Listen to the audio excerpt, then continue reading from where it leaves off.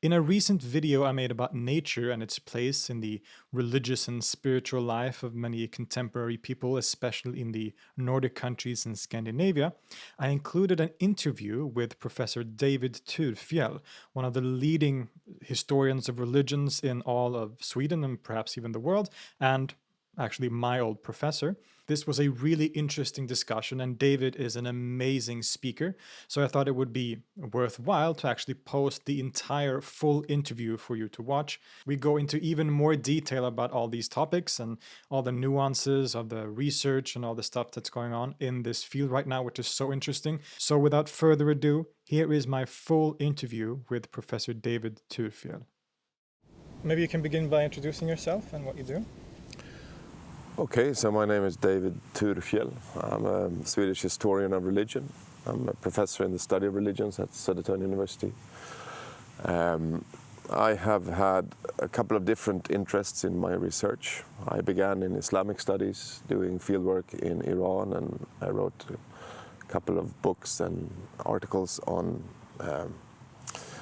sort of the emotional, personal side of Shiite piety in an Iranian context. And then my second field was Pentecostal Christianity, so I did similar studies, ethnography and fieldwork-based studies of Pentecostalism, and I focused on Pentecostalism in Romani, in the Romani communities. So among Roma people there is this Pentecostal revivalism going on, and I have studied that. And then I swapped to my third sort of field of interest, which is secularization and sort of the marginalization of religion in Scandinavian mainstream culture. And I have focused on sort of the subtleties of what it means to be secular. So not so much the big sociological sort of historical overviews as the personal aspects of secularity. So for instance, one of the things, or my latest book deals with nature romanticism and sort of nature as a place for existential reflections and sort of heartfelt feelings among people who think of themselves as secular. And you just mentioned your latest book, Granskogs Folk, and in general the research you've been doing for the last few years, which, like you said, is about nature, romanticism, and people's relationships and experiences in nature. And I think primarily focused on the Nordic countries, right? Or is yes, it's the Nordic countries. So this is a project we've conducted research in all the Scandinavian countries and Finland and Estonia. So can you give an overview of this phenomenon and of what you are studying and the field? Yeah, so basically, if you ask people, if you interview people in this part of the world, and I mean, Sweden then is allegedly one of the most secular countries in the world. In some surveys, as many as 85% of the population will say that religion has no place in their life whatsoever. So this is a very strong sort of non-religious stance among many people. But if you look a little deeper into that phenomenon, you'll find that there are lots of instances of what we can recognize as religion anyway. For instance, they are paying members in churches and they baptize their kids and they have biblical names and they believe and they pray and they believe in all kinds of stuff. So they're not as secular as they think. And one of those instances, one instance where this sort of secularity crumbles a little bit, is when it comes to their relation to the landscape and the forest and nature in general.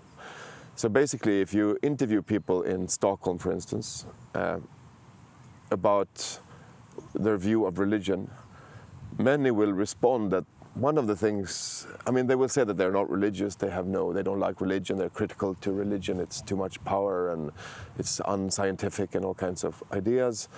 But then they will say, many of them, that, but on the other hand, sometimes when I take a walk in the park or when I go to the archipelago or when I hike in the mountains, I can feel something. Right. They say something like this. So people spontaneously make a connection in this part of the world, make a connection between their own experience in nature and what they believe religious people experience in the church or in the mosque or in the synagogue. So in one way to express that is to say that many people in this country would sort of subscribe to the notion that the forest is my church. And this idea that the forest is my church, nature is my cathedral, and I mean, phrases like this are also extremely common if you look in poetry and in pop songs and in fiction and in people's autobiographies and so on.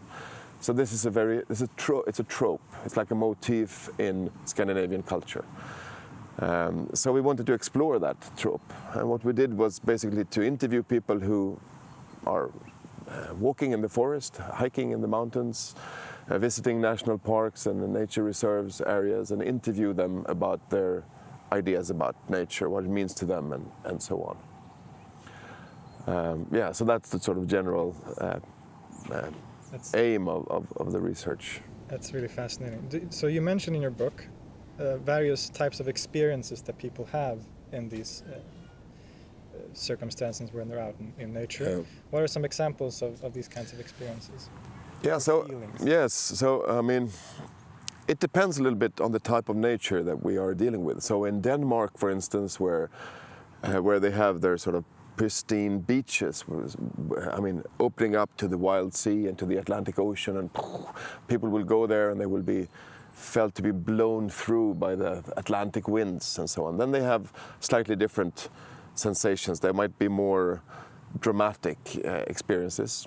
In a Swedish and also Finnish and Estonian setting, the feeling is primarily sort of a sense of calmness and homeliness. So the people I've interviewed around in central Sweden, they will think of the forest, they walk in the forest and they will feel a sense of being taken care of.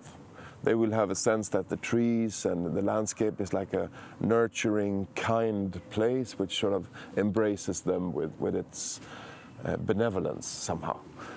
So that is a strong feeling, the feeling of being taken care of. Another feeling is the sense of that this is something completely different. This is a very prominent sort of feature in the interviews. They live their hectic city lives and then they go out to the forest, and the forest is a place for taking a break, for peace, for something else. It's very much a contrast between city life and forest life. So it's a contrast.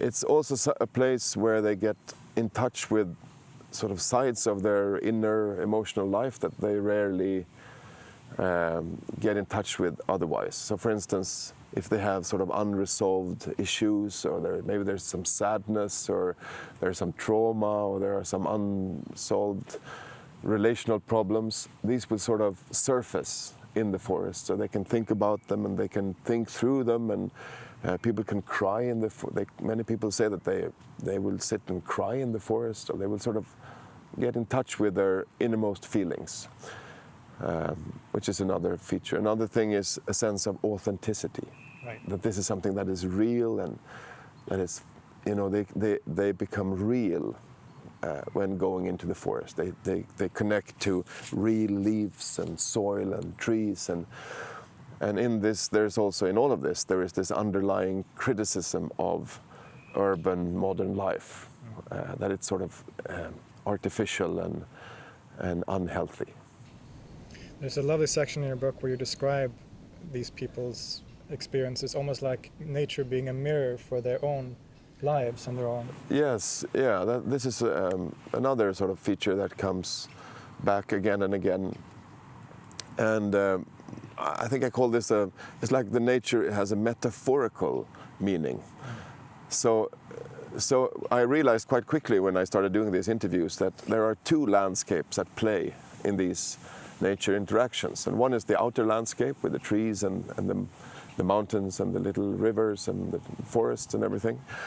But then there's what you can then call an inner landscape, which is like the inner landscape of the interlocutors, the people I've interviewed, their own lives. I mean, their own life stories, their relations, their journey through life, if you want. And it's as if they constantly mirror their inner life in the outer landscape. So for instance, if I ask in the interviews, tell me about this forest, many will respond like, yeah, I had a stressful couple of years, so they will answer about themselves when you ask about the forest. And so there are many instances then when what happens in your inner life is sort of, you get hold of it, or you can see it, or it's illustrated by what happens in the outer landscape. Yeah. So take the classical instance of walking, following a path. I mean, it's very easy for us as a species, I think, to think of our own life as a journey through a landscape. I think it comes very naturally to us. We can think of our lives as a journey. We are walking, our life is a path, and we're walking this path, and we come across different type of landscapes and different types of situations, just like a road that goes through a landscape. So this is something common, I think, for humans all over the world. And in this, among these secular Scandinavians, then it would be something like, okay, so for instance, if you walk through a dark forest and suddenly you come up to a hill, and the landscape opens up, so you get this view over the landscape, and you can see far away, and you don't really see where the path is leading. So this sense of the the open-endedness of the landscape then reminds you of, well, this is like my life. My life is also open-ended. I don't know where I will go. I don't know if I will stay in this relation, in this job, in this city, or if I will move, or, you know. So there's this connection being made. I have another beautiful example from one of the interviews. One of the guys I interviewed had diabetes. So he was suffering from this disease. And he told me the story where he had been walking in the forest, and he stumbled across this blossoming apple tree. So it's an apple tree, and it's blossoming in the spring, so it's full of white flowers. And it's very beautiful, and he's sort of stunned by the beauty of this tree. And then he walks up to it, and he, sort of looks very closely on the individual flowers. And he discovers that he can't find even one flower that is perfect and flawless. I mean, every flower is a little bit tilted. It's some of the leaves have fallen off. None of them are perfect. And then he realizes from this sort of experience in the outer landscape that being a bit flawed this is the natural state of things. Yeah. Nature is not filled of perfect samples. All of them are a bit flawed. So having a chronic disease like this is not a deviation from the normal state. It's not an anomaly. This is the normal state of things. And this is also what we experience as beautiful. So suddenly, by seeing this apple tree, he gets a different perspective on his own personal situation. Beauty is imperfect. Beauty is imperfect, and it's natural. This is what it is like. And this metaphor, there are many instances like this. But what happens then when you connect metaphorically to the landscape in this sense is that there is a very strong sense of connection. And this is the most prominent sort of feature or thing that the informants say, that they feel a sense of connection. They get a sense of connection with the landscape when they are out in the forest.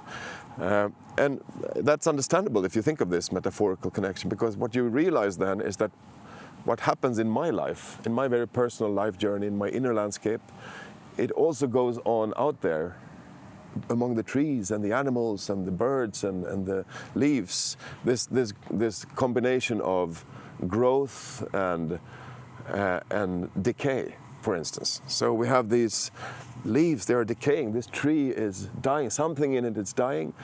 But because it's dying, it will hibernate and it will sort of gather energy, and when spring comes, it will re-blossom. This connection between the inner world and the processes that happen in my inner life, in my inner sort of landscape, when you feel that is reflected in the outer landscape, you get the sense of connection.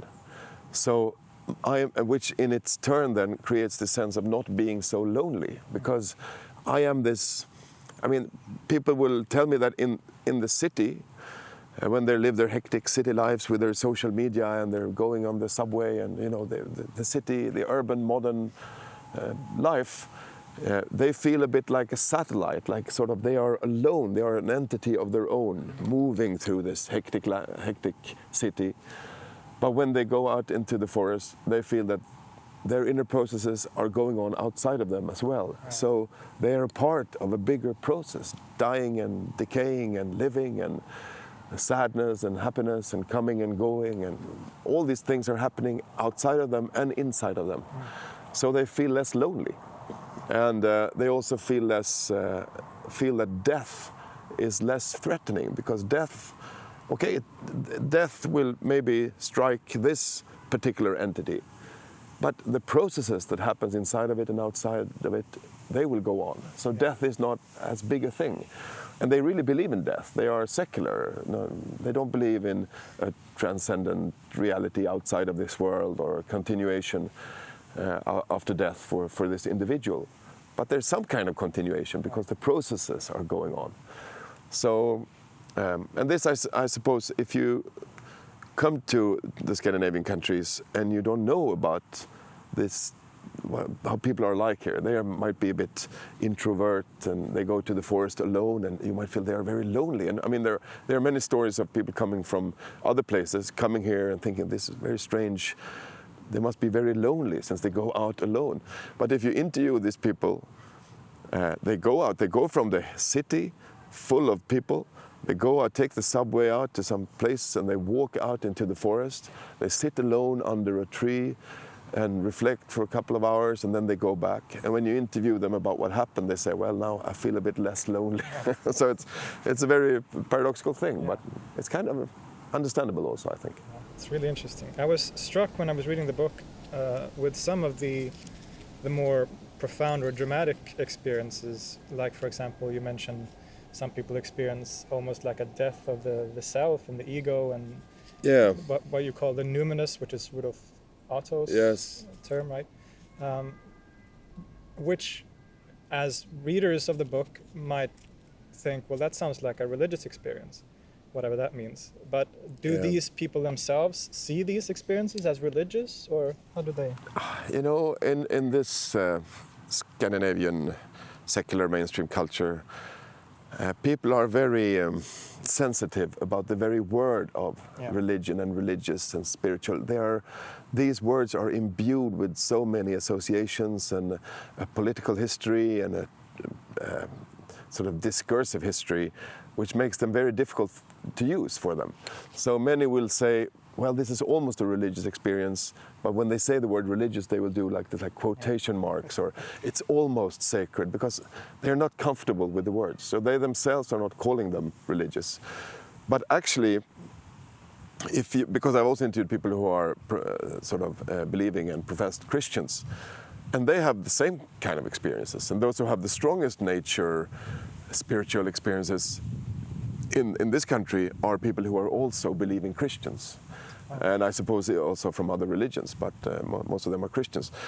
And this means that one way to define a religious experience in my material is to say it's a nature experience that happens to a Christian person, or someone who has a Christian language. Right. Because if you look at the content of the actual experiences, so one of those seculars, they might say they're running in the forest and they have this sense of interconnectedness or connection with the landscape, and what happens within me happens without, and I am an entity, but I'm also connected to a greater world and to nature and to the other species and to the ecological systems and to the universe, and we are all a part of this. And especially if you walk for a couple of hours in the landscape, or if you run, or if you're really exhausted because you've been doing physical exercise there, this sense of sort of yourself sort of dissolving will be more prominent, because you're so tired that you can't really think or use your brain. So you become a body. You have this sensation of becoming a physical body in a physical world. And this sense of being alive among other things which are also alive, and we are just alive here together. Which is in one way similar to a sense of ego dissolvement that we find in traditional religion. So in this sense, and if there was a Christian person who was a believing Christian with a Christian language, and or a Muslim for that matter, or a Jew or a Hindu or whatever, then they will use that language to express that exact thing. So they'll say, well, I had the sense of, when they see beauty, they will say, this is like the grace. I feel an experience of the grace of God, or the beauty of creation. But I'm not sure that the experience is so different. It's just the language is different. And of course, language forms experience, so it's complicated. But there is also, of course, a difference. I mean, it's not just the same. And the difference lies in the sort of the worldview or the interpretation of these experiences in terms of the metaphysical consequences they get. Yeah. Because they really don't have, the seculars that I've interviewed, they really don't have a belief in a transcendent reality in the sense of a continuation after this life of this individual self or something like that. And I actually made, in the end of the book, I make this comparison with a section from St. Augustine, when he has this famous question. So this is 4th century Christian thinker, and he has this question where he asked, what is it that I love when I say that I love my God? I say that I love God, says St. Augustine. So what do I mean by this? What is it I love when I say that I love God? It's quite a good philosophical question. What is it? What is the object of the religious feeling? And then he comes to some kind of conclusion about that, where he lists a couple of things which he is not loving when he loves God, and that is like all the temporal things, food that will disappear, and a drink that will disappear. I love something that is eternal. And if you take that phrase from him, or that sort of his response to his own question, and you remove all the negative words, so instead of saying I'm not desiring water that disappears, or food that decays, or love that will be ended by death, and you just remove all the not, then you will get something that's quite close to what my respondents It's almost think. like the opposite. Yeah, it's almost opposite, because and this connects also to this sort of ecological movement and the engagement for climate change and for a dying planet and species being extinct and so on. So it's actually the fact that this tree or this forest, it can disappear. And if it disappears, it will never come back. And I love this. I mean, the respondents, they feel this strong connection to a world that actually can disappear. So they are not some kind of Neoplatonists who believe that this world is a mirror image of something that is eternal. This is actually what's there. It's the physical, natural world. It's there, and it's fantastic, and I'm a part of it, and I can dissolve into it, and myself is sort of interconnected to it. And they love it with a religious passion, and it can disappear. So death is there. So we need to, which also then creates a moral imperative to actually take care of it, because it can actually disappear. It's really beautiful. Like you said, you've been focusing on the Nordic countries and Sweden in particular. Would you say that this is a global phenomenon, or is it very localized in this part of the world? Well, it's a bit of both. So in one sense, there is a Northern European sort of interest, or there's an old cultural heritage in this part of the world of nature, of turning to nature, which goes deep and which can be found in pre-Christian times, and it's been there a long time in this part of the world. I mean, we can also find that type of attitudes in many parts of the world, but there's something specific, I think, in a European context, at least between the Germanic and the Latin parts of Europe, where the Northern Germanic cultures have been more nature-oriented in some sense for millennia. So there is this deep historical roots, and I don't want to deny those. But there's also, and then there's something culture-specific or regionally specific related to sort of the national romantic stories, the type of narratives about Swedes and Danes and Norwegians that were sort of cultivated by natural romanticism at the turn of the last century.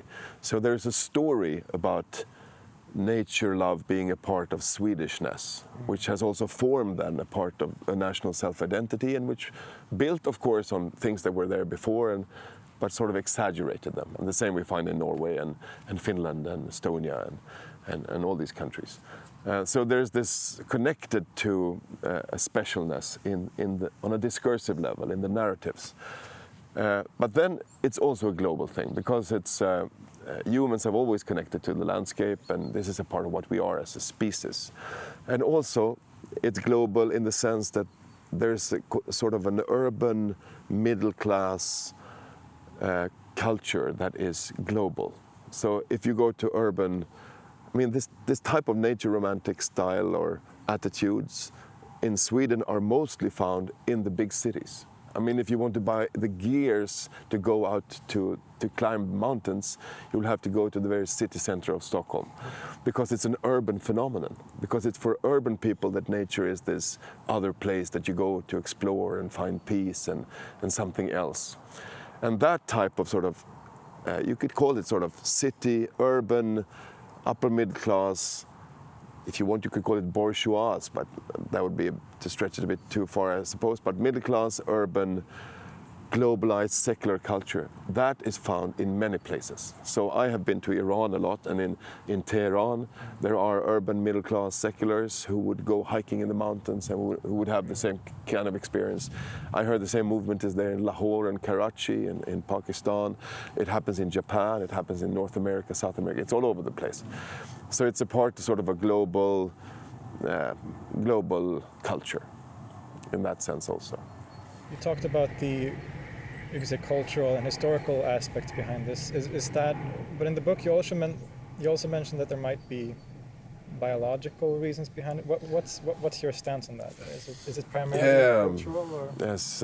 Well, there is actually quite a lot of research on the from a biochemical, pharmaceutical sort of natural science perspective on the health benefits of walking in forests. Mm-hmm. And they have all kinds of theories, and I cannot assess them because I'm not a natural scientist, but they have, there are these certain biochemical substances that you can find in certain plants that are beneficial for our immune system.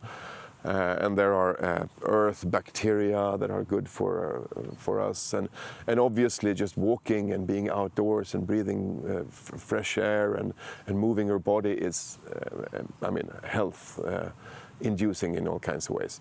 So there are those aspects, but I strongly believe that there are also, there might be truth to those explanations, but there's also this cultural expectancy on nature to be health inducing. And if there's a cultural expectancy, and I have also a chapter on a psychological theory that can explain this, which we find in psychology of religion, but also actually in mainstream psychology as sort of I think it's quite a dominant theory nowadays, which is a theory called predictive coding. So the idea is basically that, and it relates to emotional responses to environment. So the idea is basically that our brain, through evolution, has evolved to be able to anticipate what's going to happen next. So we are walking in the forest, and a bear comes out. And what happens? Well, our brain then, this is the lingo of this neuroscientific research. So the brain will respond by preparing the body for what it expects will now come. So when we see a bear, we will expect to have to fight or flee. So it will start those processes in our body which we need for fighting and fleeing, which is pumping adrenaline, raising the pulse or whatever, doing all kinds of stuff. And when our conscious mind experiences this change of our body, this bodily change, we will construe it as fear. So what is fear? Well, fear is the conscious experience of a physical change. Now let's say we get to know this bear, and it's a nice bear, and it's a friendly, domesticated bear, and we become best friends with the bear, and we hug it every day, and we love this bear. And then a year later, we will walk in the same forest, and this bear comes out. Now we know that this is not fleeing or fighting. It means cuddling and taking a nap. So then our body will respond, preparing our body for cuddling and napping, creating senses of calmness and slowing down and, all those feelings. Yeah. So this is what emotion is, sort of the motor program of a body, the body responding for what the brain thinks will come next. So this means that the emotional reaction to something a landscape, for instance, or a person or a situation, is dependent on the expectation of what it will lead to. So we can take another example. Let's say you have had a hard time in school when you were a kid. It was hard, it was tough, you were bullied, and then you come to the school again, 20 years later, you'll come to the same, this actually happened to me yesterday because I visited my old high school, and you came to the same place where I was as a 14-year-old, and you walk in the same corridors, and suddenly I feel this anxiety rising, because it was tough to be a 14-year-old, and it was for most of us. And you know, this adolescent time was very hard. So when you come to the place associated with that place, my body thinks, oh, now I have to deal with all these problems. So it creates preparation, which I then construe as anxiety and fear. Or let's say I would visit my grandmother's house where I had a beautiful childhood, and I was there with my grandmother, and she gave me, you know, hot chocolate, and you know, it was so safe and lovely. If I would go there now, maybe I would become sleepy and a bit, you know, sad perhaps in a calm way, because this is what I expect from this place. So if you have this sort of theory in mind, you can ask, why do people from this part of the world get a sense of comfort and familiarity and getting in touch with their emotions when they go to the forest? Well, it's because their system expects this forest to trigger those emotions. And then you can ask, why does the forest trigger those emotions? Well, it's because they have grown up in a culture, and this is very true if you've grown up in Sweden, where the school, all the children books, every poet, musical text, the general culture, the law, the curriculum for education, all of it tells this story again and again and again. The forest is a benevolent, beautiful place where you're supposed to feel safe and spiritual and calm, and which calls then in its turn for a historical explanation. So this is just a long detour to motivate why we need history of religions to understand something like this. And because this cultural sort of situation then has been created by a history, which I then sort of go through. That makes me think of, we have a summer house in Western Sweden, which we go to every summer, and I associate that with my childhood and, you know, all those happy memories, and I can very much experience the same thing when we go there each summer, that you sort of enter you become calm somehow, just because you associate that place. Another thing I thought about was that, which might connect to that, but that when I was a kid, I had a habit for a period of always falling asleep or watching The Simpsons on the TV when I fell asleep. And eventually it got to the point where I could put on The Simpsons midday, and I would always fall asleep because my brain associated that with sleeping. Yeah, that's how it works. And this childhood thing is very important, because most of the people we have interviewed, they have gotten to know the forest in their childhood. So if you ask, what do you see, tell me about this place, many will say, well, I suppose it's childhood memories, and childhood is very important. And this is also one of the things that creates this sense of authenticity. Because if you think back, I mean, until we were maybe 11, 12 or something, in one way, I can feel like this at least, I was myself the most. Up until that age. And then when you became older and grown up, you start to have all this, wearing these masks or pretending to be someone, and you sort of changed yourself in an artificial way. So if you want to come back to your authentic, true me, well, that would be the 11-year-old me somehow. And when you go to the place where you played as a kid, just like with the Simpson case, well, then you get in touch with that authentic self that you used to be. And this also explains in one way why people become a bit childish in the forest, because they are. So they can also get in touch with not just their sort of childhood self, but also to the kind of moods and feelings and playful attitudes that they had as a kid. So for instance, they can talk to trees. Many people talk to trees. They will, hug the trees, or, have this feeling that they are personal entities.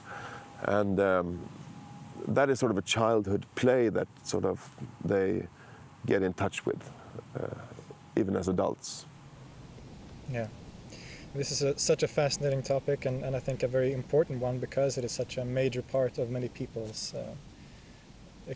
lives in the modern world. So I think having a way to study it in the way that you do is really valuable in many ways. Thank you so much for talking to us. Thank you. Is there anything you have coming up that you would like to promote or? Well, I have a new book coming up about religiosity and the human capacity to construe the world in a religious way. Mm-hmm. It's unfortunately in Swedish. It's called, the subtitle is On Human Abilities to Animate the World. Yeah. I suppose would be a translation. Since this interview was actually recorded in October 2022, the book that David mentions here has actually since then been released and goes under the Swedish title En lockton I ödemarken, which, again, if you're Swede, you can read Swedish, then I highly recommend not only the last book, Granskogsfolk, which this interview is about, but also this more recent book, which you can find basically anywhere in a Swedish bookshop. It's actually become really popular. So check that out and check out David's other research and writings. It's really amazing stuff. For any Swedish speakers out there, I highly recommend David's earlier work, of course. I will leave links and all of that in the description to his research and his book, so you can check that out. And again, thank you so much. Thank you.